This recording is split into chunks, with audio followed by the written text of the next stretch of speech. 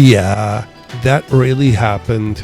Cecil Taylor, the great innovator of free jazz, avant-garde jazz piano playing, sucked my finger. And not exactly with my consent, I might add. Stay right here and listen to my story. How I met Cecil Taylor, the great free jazz piano innovator. All right. One night in 1984, I visited a new trendy bar in Zürich. I was going solo.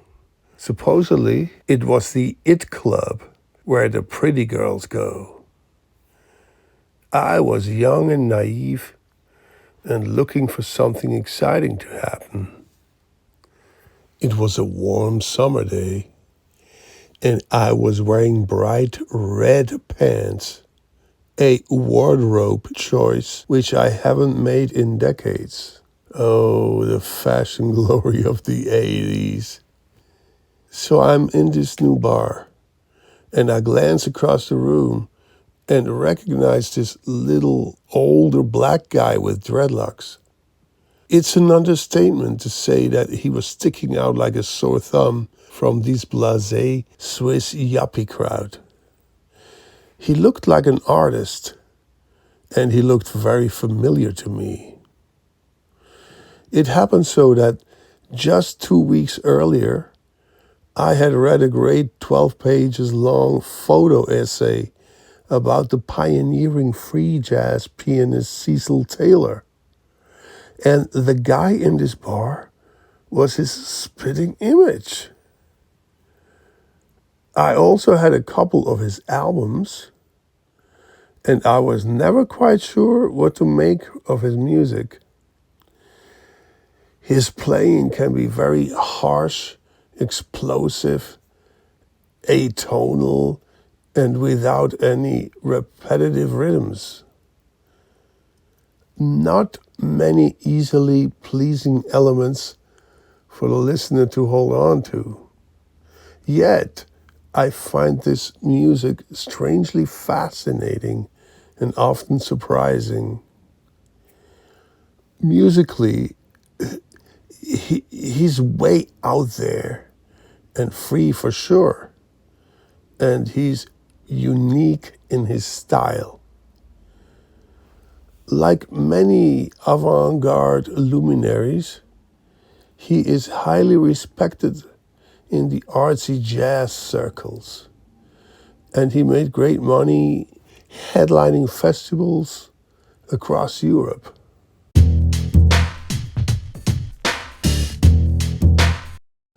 So anyway, I'm in this bar and I look at that guy again and I convince myself it's gotta be Cecil Taylor. I grab my beer and walk over to him. Excuse me, aren't you Cecil Taylor? Oh, yes I am. Ha ha, I knew it. He seemed to enjoy the fact that I recognized him, and a pleasant conversation developed between him and me. Turns out he had played a festival in Italy the night before, and this was a night off en route to the next festival in Germany. At some point, he checks out my red pants and remarks, "Red is a magic color in my religion." Me, what religion is that? CT, Yoruba. He then proceeded to talk about this old African religion, all the while reordering beers at a dizzying pace. He kept offering me two, but I was shrinking much slower because I was driving my mother's car. The conversation went on for almost 3 hours. A lot of it was about music. I told him I was a guitarist, and he informed me that he was looking for musicians to put together a new big band. And he asked if I was interested. I said yes. And he wanted to know if I had a demo tape. In those days, I never left the house without a demo. So I gave him my cassette, but I informed him that it's not free jazz, more like R&B pop tunes, but that I was open to any musical style. He said not to worry about genres. He proceeded to write down his name and full Brooklyn address on a piece of paper, then handed it to me. I was truly delighted to talk to such a musical legend at length. And he's a perfectly nice guy and a great conversationalist. At some point, that bar closes, and he asks me if I knew a dance club that was still open. I thought that would be hilarious to go to a disco with the innovator of free jazz. It turns out he loves Stevie Wonder's music or any kind of funky classic R&B. Well, I didn't know of one late night club, and so we jump into my mother's orange Volkswagen Polo.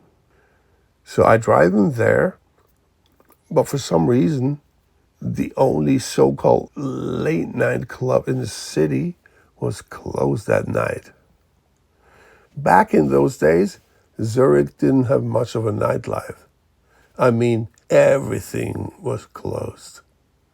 I figure this night is coming to an end, and I'll drive him back to the hotel. Cecil says.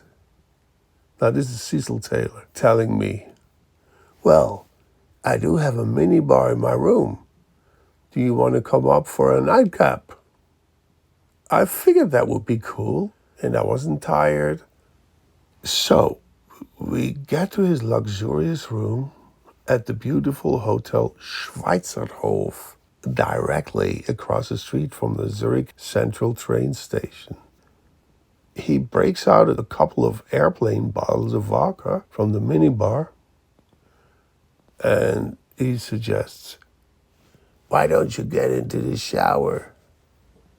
It was only then that the reality of his true intentions were hitting me. And instantly, I am trying to come up with a quick, smart-ass response.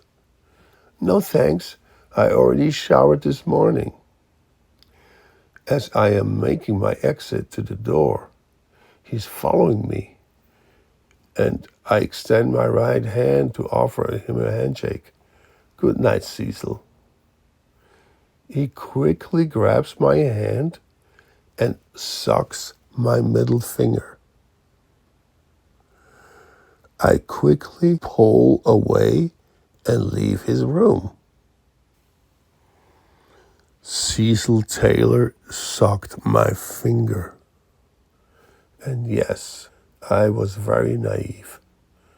And I did wear red pants. I was 23 and he was 55 when he asked me the following question. Do you want to come up for a nightcap?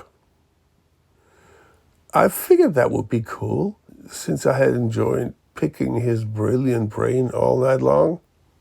Now, little did I know that he wanted to pick something completely different than my brain. But pick my dick? Seriously? At no point during the whole night had he tried to make a move on me. I did not even as much as suspect that he might be gay. Not a hint, not a glance. Nothing to make him qualify as a homosexual. And come to think of it, his music is about the ungayest sound I have ever heard.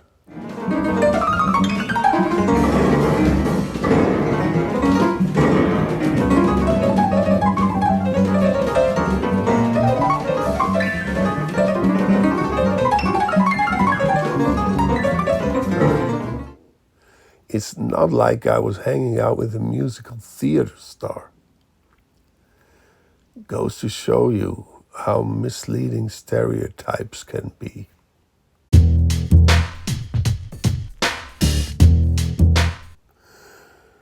That's my CT story, and I'm sticking to it because every word is exactly true.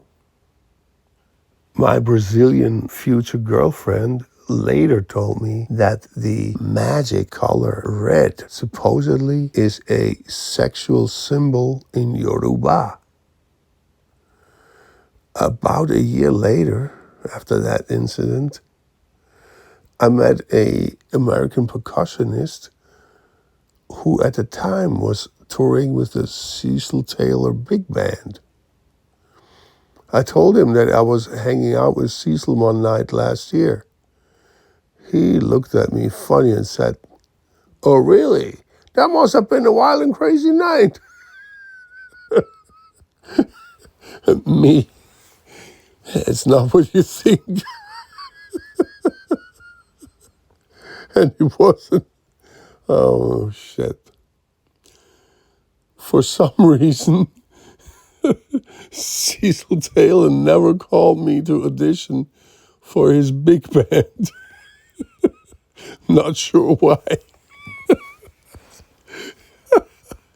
And for whatever reason, I never called him up in Brooklyn. Not even after I moved to New York.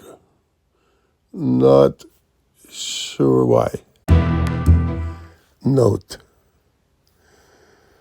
About 2 weeks after I wrote down this anecdote, I learned that Cecil Taylor had just died.